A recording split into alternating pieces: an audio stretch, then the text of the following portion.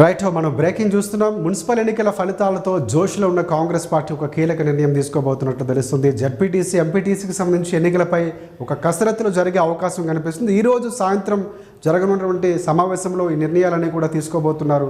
ZPTC ఎంపీటీసీకి సంబంధించి ఒక స్పష్టమైనటువంటి నిర్ణయం తీసుకునే అవకాశం ఉన్నట్లు మనకు సమాచారం అందుతుంది. సో ఈరోజు ముఖ్యమంత్రి మంత్రులతోనూ ఎమ్మెల్యేలతో పాటు అలాగే అధికారులతో పాటు ఒక నిర్ణయం తీసుకునే అవకాశం కూడా కనిపిస్తుంది. ప్రధానంగా ఎంపీటీసీ జడ్పీటీసీ ఎన్నికలపై ఫోకస్ చేసింది. ముందు నుంచి కూడా దానికి సంబంధించి సమాయత్తం చేస్తున్నట్లు తెలుస్తుంది. సాయంత్రం జరిగేటటువంటి సమావేశంలో ఒక తుది నిర్ణయం తీసుకునే అవకాశం ఉన్నట్లు తెలుస్తుంది. చూడాలి, ఒకవేళ మున్సిపల్ ఎన్నికల జోష్తో మొన్న పంచాయతీ ఎన్నికల్లో బీసీ ఏదైతే నాదాన్ని ఎత్తుకున్నారో బీసీకి సంబంధించినటువంటి ఆ కార్డు పనిచేసింది.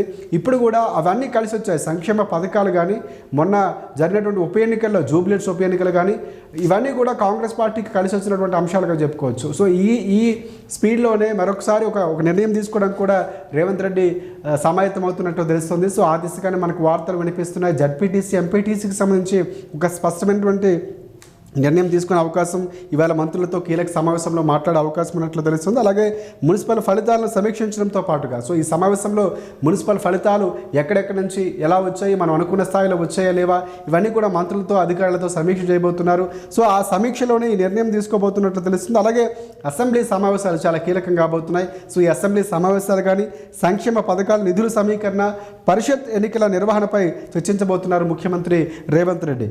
మరొక 2 వారాల్లోనే ఎన్నికలు నిర్వహించేలా, అంటే 2 వారాల్లోనే దీనికి సంబంధించినటువంటి కసరత్తులు జరిగి ఎన్నికల కమిషన్తో మాట్లాడడం, లేకపోతే అక్కడ ఉన్నటువంటి అధికారులకు ఒక సమన్వయం ఇవ్వటం. సో మీరు సిద్ధంగా ఉన్నామంటే ఎన్నికల కమిషన్ కూడా దానికి సంబంధించినటువంటి కసరత్తులు చేస్తుంది. సో ఇవన్నీ 2 వారాల్లో ఒక క్లారిటీ రాబోతుంది, నోటిఫికేషన్ రాబోతున్నటువంటి ఒక హింట్ ఇచ్చే ప్రయత్నం కాంగ్రెస్ పార్టీ జరుగుతుంది. సో దానిపై క్లారిఫై రావాలంటే మాత్రం మీటింగ్ తర్వాతే ఒక క్లారిటీ రాబోతుంది. మొత్తానికి 2 వారాల్లో ఖచ్చితంగా క్లారిటీ రాబోతుంది. దానికి సంబంధించి ఈరోజు ప్రధానంగా మంత్రుల సమావేశంలో ముఖ్యమంత్రి రేవంత్ రెడ్డి మాట్లాడబోతున్నట్లు తెలుస్తోంది.